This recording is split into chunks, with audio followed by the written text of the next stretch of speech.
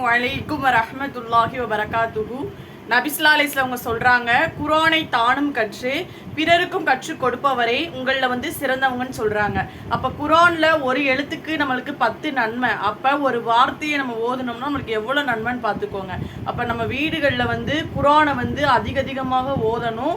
எந்த வீட்டில் சூரத்துல் பக்கரா ஓதப்படுகிறதோ அந்த வீட்டில இருந்து ஷைத்தான் என்ன செய்யறானா விரண்டோடப்படுகிறான்.